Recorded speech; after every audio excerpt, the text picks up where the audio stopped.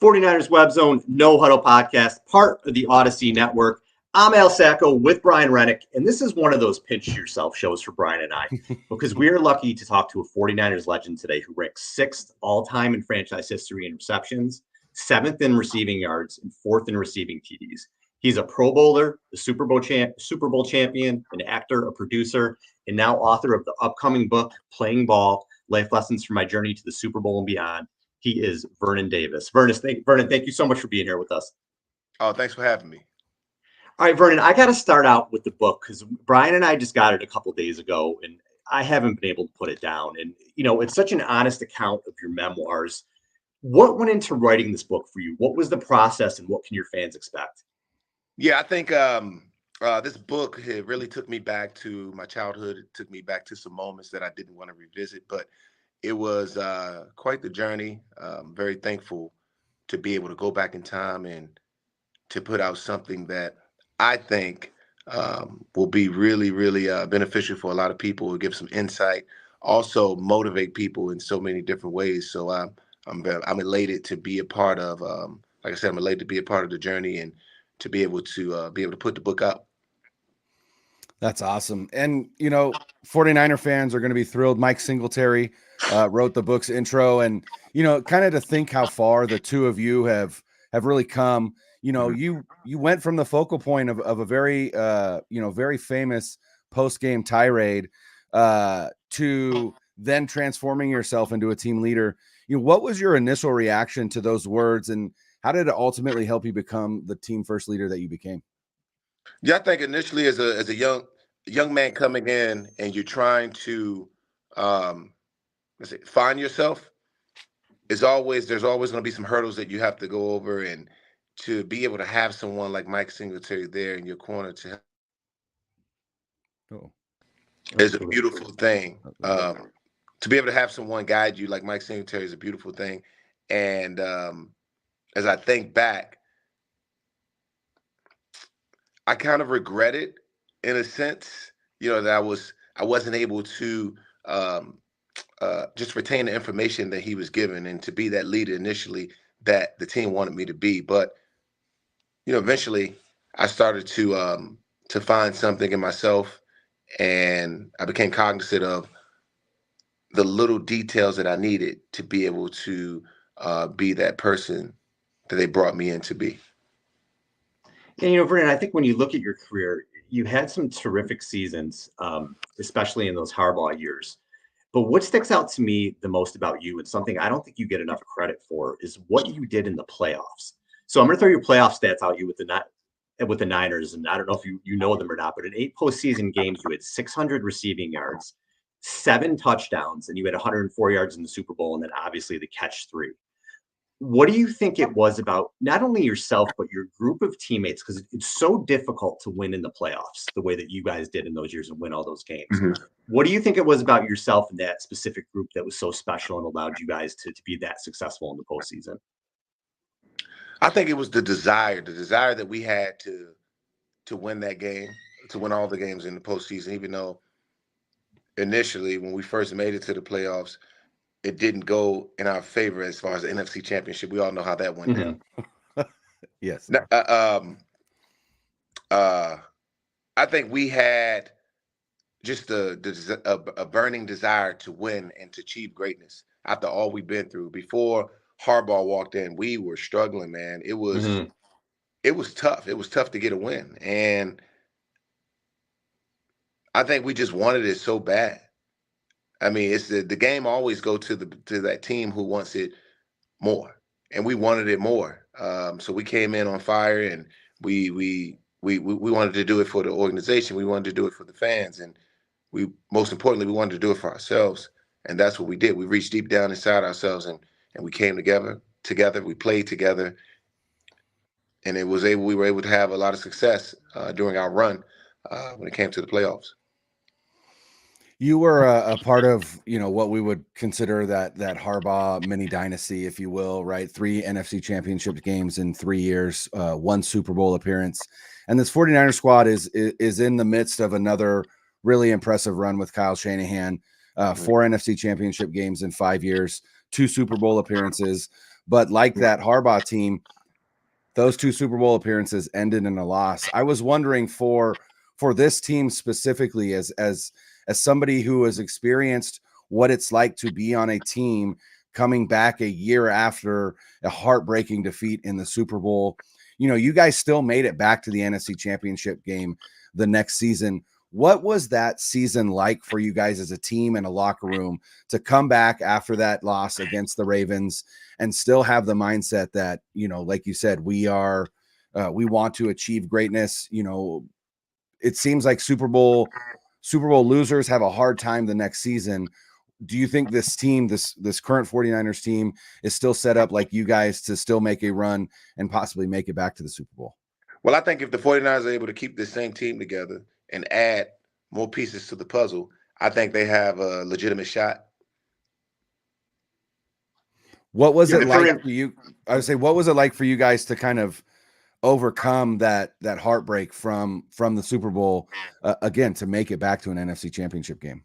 Yeah, I mean, like you're always hungry for it. I mean, especially if you taste it, if you get to that championship, if you get to the Super Bowl, and then you say, "Hey, we made it, we can get there." But like you can't control everybody else, right? All the pieces, like a bike, all the pieces have to work together. But the thing that the organization can do is they can try to keep as many guys together as possible, right? Because there's something there. There's definitely something there, even though every year is not going to be guaranteed and every year is not going to be like the last year, right? It could either be better or it can be worse, or you can stay stagnant. I think right now for what the 49ers have, I mean, they have a lot of playmakers, man. And for me, I think if they have the same mindset, if everybody does their job and they have that same attitude and approach to the game like they did last year and the year before, I think they can really do some wonderful things. But like I said, it all has to be there. You know, I'm not a psychic. I can't really forecast and tell you exactly what's going to happen. But I can say that if everyone has that same mindset, they have a legitimate chance. Vernon, you mentioned the struggles you guys had before 2011, and I remember that 2011 team was special to me as a fan because nobody really saw that coming.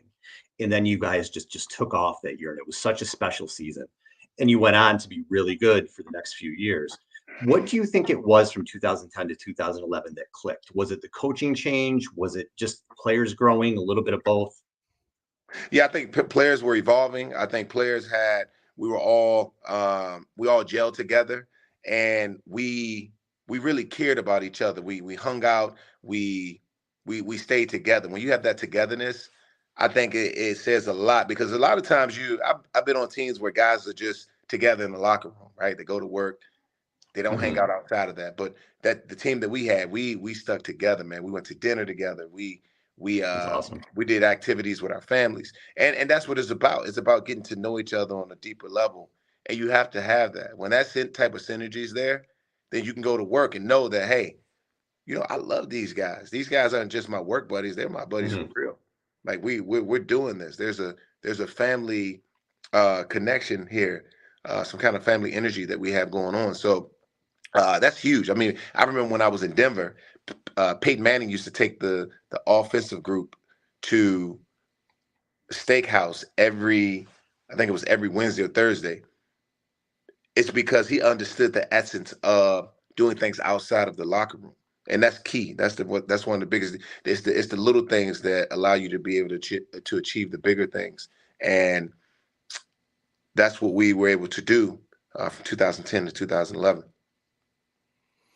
You know, one of the big changes for that team obviously was, as Al said, the coaching change. Jim Harbaugh came in. Not only that, but there was the lockout, which limited his ability to meet with you guys. Jim Harbaugh is getting another opportunity in the NFL to coach an NFL franchise in the Chargers. Obviously, I don't know that they can expect the type of turnaround that you got with that 2011 49er squad that went from just, again, a stretch of really poor performances to an NFC Championship game in one off season. But what is it that Coach Harbaugh brought to you guys that you feel like helped really kind of propel you guys forward? And can Chargers fans expect the same thing from him now that he's in LA? Yeah, Harbaugh has the ability to get guys to rally behind him. His energy, um, his enthusiasm, everything that he brings is like, I mean, like when he walks in the morning, you know what you're gonna get. He's always upbeat. I mean, he's just the type of coach that knows how to get guys going. He just has an ability to be able to do that, and he figured it out. And I think that's how he's been able to achieve the ample amount of success that he's been able to achieve both in college and the pros, um, because of who he is and what he stands for, his integrity, his character, and guys get that. They see it. I mean, he's holding everybody accountable, right? I mean, he is the he is the he is that leader. He is that Yeah. he's that piece that every team knows they need, right? We need this guy. We need Harbaugh, right? And if we don't do what he says, then we're gonna have to. He's gonna hold us accountable, and they know that. And I think that's what we had. We as a team, we understood that, and we were able to come together and win games. We had a coach that was the real deal. Mm-hmm. He would attack Vernon, each day with an enthusiasm unknown to mankind, right? That's right. Vernon, your former teammate Patrick Willis is getting inducted into the Hall of Fame this year, and you're eligible in 2025. And we talked about those playoff performances that you had. But you're also 7th most ever touchdowns for a tight end, and 11th most receiving yards for a tight end as well. Have you allowed yourself to start thinking about your Hall of Fame chances? Oh, did we lose him? Oh, we might have.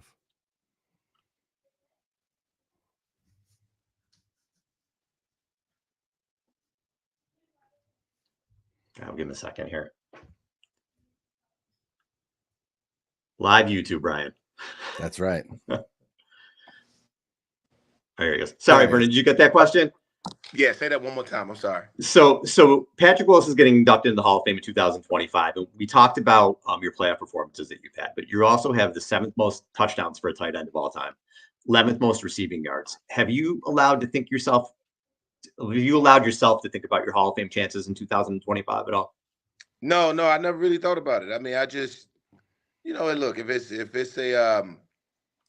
meant for me, then it'll happen. If not, then it won't. But I'm a firm believer in whatever is supposed to happen for a person, then it will happen, whether now or later. So it's just one of those things. I mean, I just go on in life, try to go on with a positive attitude and just hope for the best, prepare for the worst. And if it's meant, then hey, I'll take it. Love it. As far as life after football, that can be a difficult transition for some because it's kind of like, now what? I know you had done some acting and producing during your career, but you've really taken off with it since. Was that something that you were trying to lay the groundwork for when you were still in the league, or did it come together more kind of after retirement?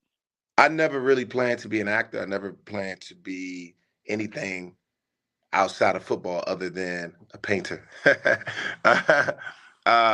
It just all came together. When I was in San Francisco, I took a class and I fell in love. And after that, I started seeking opportunities. And, as you continue to think about things, meditate on certain components and all the things you want to manifest in your life, it comes to pass. And that's for everyone who really believes and wants something bad enough, right? And I think I wanted it for myself in a special way. And after I got done playing, it all came into fruition with the right approach, of course. And since then, I've just been, I don't know, just having fun and creating and just working on the craft, trying to get better each and every day. Awesome. I kind of want to, I want to follow up real quick. I had one question for him, Al. One of the things that I was talking to Al before you hopped on, and I said, the 49ers drafting you, I believe it was 7 overall. the year that you were drafted. It was one of the first times for me that I was just like genuinely really hyped for a player that my team had drafted. I hadn't been kind of into the NFL draft. But one of the things that I always thought was most interesting about you as a football player was that side of you outside of it, where you were also into the arts and into painting. Do you feel like there was like a dichotomy for you almost, in that you had your football side and your I guess your creative side, or do you feel like those kind of really meshed well together for you? Because to me, it kind of seems like that is not the norm, right? That's not a norm for a player to be as good at a violent sport as football, and also, you know, a painter and someone who's into the arts. Yeah, it's not the norm for a player to be an artist and a football player. But there was a few guys, you know, throughout my time in the NFL who I found that who they were either singers, musicians, artists, but not many. Um, I like it because, you know, just like for myself, like retiring after retiring and then Mhm. having something to do after football. You know, I kind of it was like it was a transition that I made. And when you're an artist, you can do you never know. I mean, you might find yourself, you might be a musician, but you find yourself as an actor or a dancer. You just never know. But it's those guys who are not afraid to go outside the box, right? And pursue the things that they're really um, talented at. And I think that's for me. I haven't been afraid, and hopefully we can see more of that in the future with these guys when they leave and we're trying to figure it out and trying to figure out what they want to do in life. Awesome. Vernon, thanks so much for the time, and good luck with the book. We really appreciate it. Thank you, guys. I appreciate you. Thanks, Vernon. Thanks. Okay, you're welcome. Bye bye.